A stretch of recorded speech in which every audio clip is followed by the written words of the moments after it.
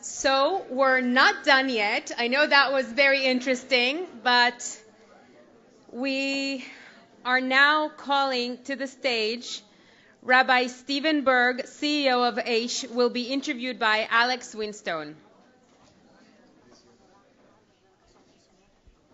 Thank you, ladies and gentlemen, for those who are still with us. Thank you. Rabbi Berg, you and I go back, unfortunately, not long enough, only a few months, but... Just a short notice. A special guest will join us really shortly, Doron Steinbacher, a released hostage. So please, everyone, stay with us. Thank you. So we've heard a lot today, obviously, about October the 7th, something which has dominated lives since that fateful day.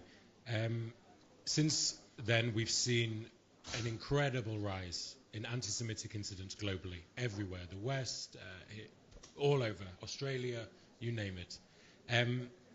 In the past, you've written a very interesting phrase, the dangers of progression from street-level populist incidents to institutional anti-Semitism. I was wondering if you could explain a little bit sort of this development, what it means for the Jewish people in the diaspora, and what it means in places such as New York City, where we're obviously in a couple of months coming up to a very interesting mayoral election. Sure. First of all, thank you very much to the Jerusalem Post. This entire day has been fantastic, and our friendship, thank God, should continue to blossom. I think, we all talk about October 7th, but there's something that we've all seen as the October 8th Jew. There is, what happened the day after is you had Jews go in two different directions for a lot of them. Some of them were so appalled at what they were seeing, they felt the need to speak out in a way they hadn't before. And other Jews, frankly, were embarrassed and joined our enemies. And not only joined them, but really create these institutions. And we're watching in New York right now the election of Mamdani, and no one should be fooled. There are many of our brothers and sisters, Jews in New York, supporting him. And it's very, very painful for us because for a lot of them, I wrote an op-ed literally yesterday called As a Jew Syndrome, where people start as a Jew, they don't have a lot of connection to Israel, not a lot of connection to Judaism, but then they start to throw us under the bus. And I think that we need to reach out to our brothers and sisters because we are only powerful when we stand together. When we're split, and that's what you're seeing. You're seeing so much anti-Semitism backed by our Jewish brothers and sisters.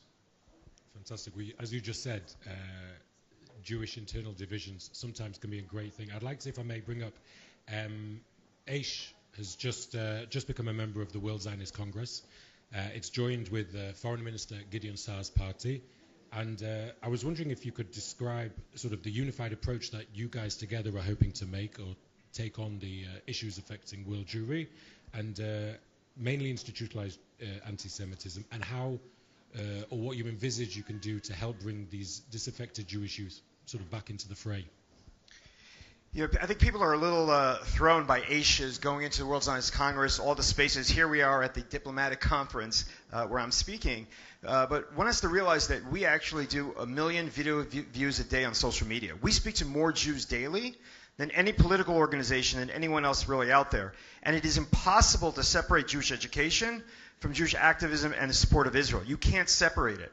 So therefore, Aish has a responsibility to be there. Number one is, I always point out that Moses saved the Jews spiritually by giving them the Torah, but he also saved them physically because there was a genocide. They were throwing babies in the Nile in Egypt. And therefore, we have to fight for the Jewish people. And Aish has always believed that we have to fight, and we entered the World Zionist Congress. We're now joined with Gideon Saar, and we feel very equipped, and we keep coming to the government saying, let us help you. We are way ahead of almost anyone in the Jewish world in social media. We're also way ahead in terms of AI. We are using AI. Right now, if you go on our website and you want to speak to a rabbi, you're speaking to an AI rabbi.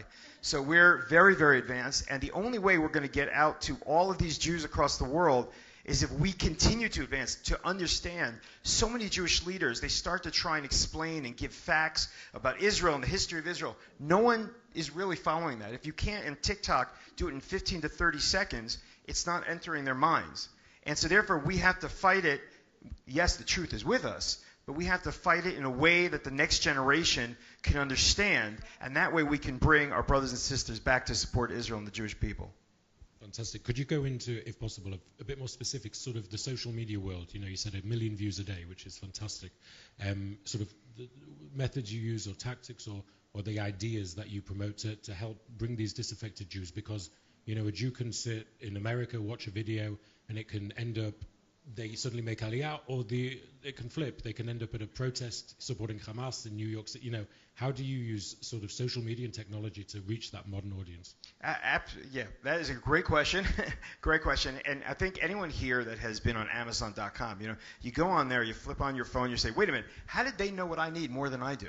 Right? There are algorithms, there's methodologies, they're understanding what people are searching for. When people are searching for spirituality, people are searching for Israel. We have to be there to give those answers. Our enemies are way more advanced than us. So it's about really understanding how to utilize these tools. Right? H.com is one of the largest websites. The amount of cyber attacks post-October 7th that we have personally had to, it's unbelievable what they have done. But we have to turn those tools against them, and we have to go out there, find our brothers and sisters, bring them to a place of curiosity, speak to them in a way that they can understand. Israel, I love Israel. I run one of the largest Amutot here, but Israel's really bad at Hasbara outside of Israel. We need to utilize, quite frankly, 19-year-olds, 21-year-olds, 22-year-olds. Let them go. Give them the tools. Back them. I would take all the money, and I love the old school Jewish institutions. I'm one of them. But go find these young people and give them the money to do what they know how to do. There has to be like almost guerrilla warfare on social media. And you know what? You're not going to love everything they say. I'm in the World Science Congress. Some of my friends are like, this person on your, can you believe what she said? Yeah, that's going to happen. But that's the world we live in. You have to give them the freedom, and then they're going to get to a good place. So we have to figure out exactly how to take 3,500 years of history and give the people ahead of us, the young Jews, the ability to tell their story in a way that can be heard. That leads on to my next question perfectly. Do you find, specifically since October the 7th, or maybe in general, that your day-to-day work now is more Israel-related, more advocacy for Israel or defending Israel or these other methods that you mentioned, as opposed to a wider Jewish world? I think we're more aware of it. I will say that Judaism is Israel and Israel is Judaism. Anyone that tries to split it, as we saw yesterday at the Emmys, anyone that tries to split their Judaism from Israel does not understand what Judaism is all about. And I think we always knew that, and now we're more cognizant because we see so many Jews trying to run away from it.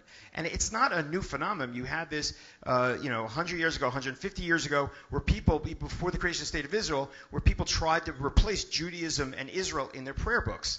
They tried to run away from that. But the bottom line is, Israel is our homeland, going back 3,500 years. This is our place. And one of the things that I've said a lot lately, which is, if you look back at Jewish history, every single time that we entered a country, I always say it's like James Bond. A guy walks in a room, he's looking for the exits in case something goes wrong, right? Jews walk into a country. I'm in Spain, I'm looking to North Africa. I'm in France, I'm looking at England. I'm always looking for the exit door. What the world doesn't understand is there's no exit from Israel. No, we're back and we're not going anywhere. If you don't like it, tough. We're going to try and make peace. But if you start with us, we're going to do what we have to do. And the world just doesn't know what to do with Jews that don't cower. And that's why Menachem Begin is so awful. If you see these college students that are testifying in Congress, they're constantly quoting Menachem Begin. We're not those old Jews, right, on bended knee. This is who we are. We're going to fight. And we want peace, first and foremost. But if not, we're not going to stop defending the Jewish people. Fantastic. A famous quote, of course, I believe it was said to Senator Joe Biden at the time. Absolutely.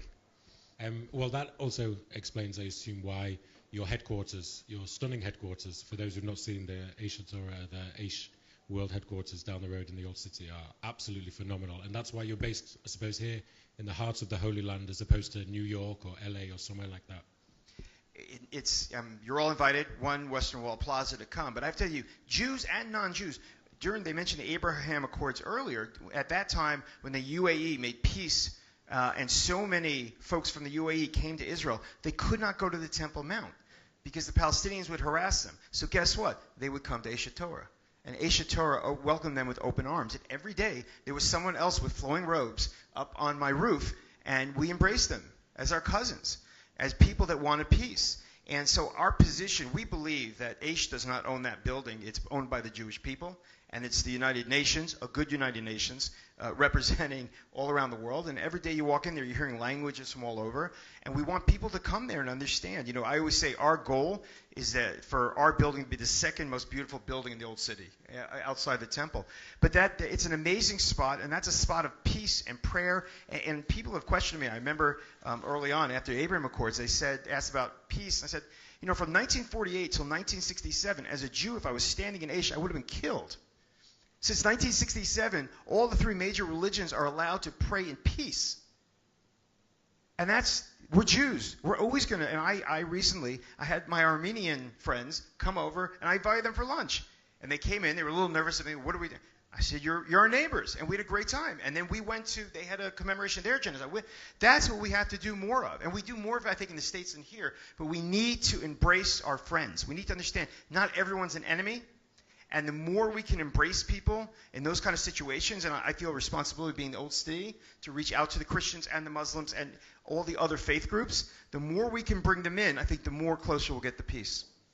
What a fantastic sentiment, and good luck for the future work as well. Thanks so well, much. Dave, God bless. thank you very, very much for joining me today. Thank you so much. Thank you.